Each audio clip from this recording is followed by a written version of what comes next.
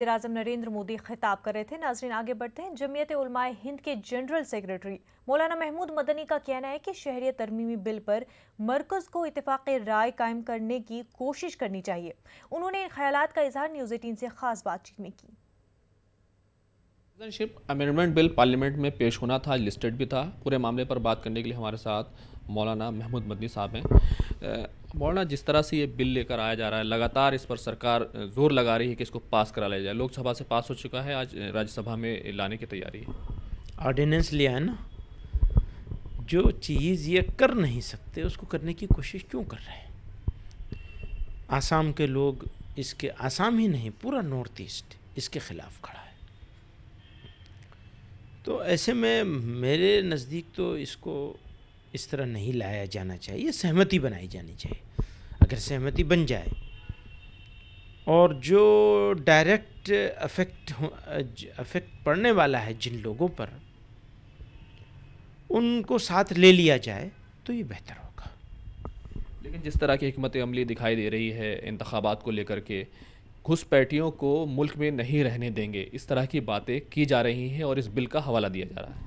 देखिए, घुसपैठियों को तो हम भी नहीं रहने देंगे मुल्क में। कौन है जो घुसपैठियों को रहने देने को पसंद करेगा? क्योंकि जैसा कोई बाहर का आदमी आता है यहाँ, किसी भी मज़हब से ताल्लुक़ रखता हो, वो इलीगल तरीक़े से यहाँ आता है, तो रिसोर्सेज वैसे ही ऑलरेडी हमारे पास रिसोर्सेज कम है, तो रिसोर्सेज में शेयर हो जाता है दूसरे का। तो हम तो बिल्कुल घुसपैठियों को कौन रहने देगा यहाँ? किसने यहाँ घुसपैठियों को रखा है? आप तो इस एक्ट के ज़रिए से घुसपैठियों को लीगलाइज करने की कोशिश कर रहे हैं।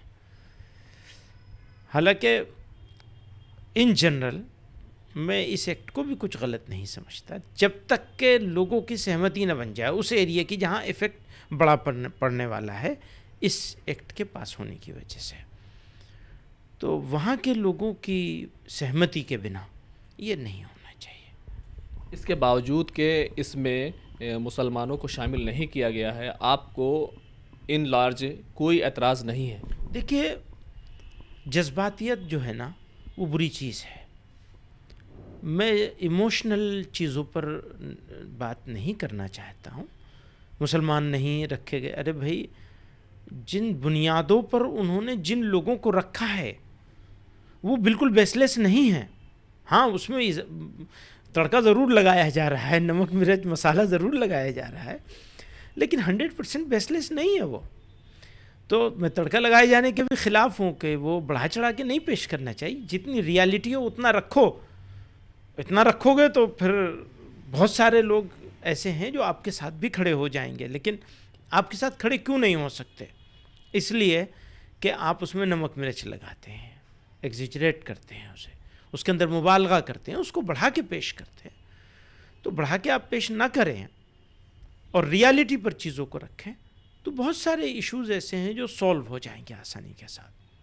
इस बिल के हवाले से सरकार से कुछ कहना चाहेंगे, किसी तरह के चेंजेस किए जाएं या इसको ऐसे ही लाया जाए? इसको मेरा कहना सिर्फ एक है, सहमति से बनाइए, पहले कंसेंसस बनाइए, नॉर्थ ईस्ट का कंसेंसस बनाइए, उसके बाद लाइए। आप बिना कंसेंसस बनाए हुए एलिनिएट करके एक पूरी सोसाइटी को वहाँ की और आप इसे लेके आएंगे तो ये तो कंट्री के ख़िलाफ़ जाएगा। नॉर्थ ईस्ट पहले से एलिनिएट है, आप एक एलिनिएटेड लैंड को फर्दर एलिनिएट कर रहे हैं, तो ये मैं समझता हूँ हमारे नेशन के, राष्ट्र के ख़िलाफ़ जाएगी ये बात। तो मौलाना महमूद मदनी का साफ तौर पर कहना है कि अगर बिल लाया जाता है तो सबकी रजामंदी के साथ लाया जाना चाहिए, नॉर्थ ईस्ट के हालात को देखते हुए लाना जाना चाहिए। जिस तरह के हालात हैं नॉर्थ ईस्ट में और अलहदगी पसंदी जो है परवान चढ़ सकती है, उसको रोके जाने की ज़रूरत है। कैमरामैन अंकित जैन के साथ खुर्रम शहजाद, न्यूज़ 18 दिल्ली।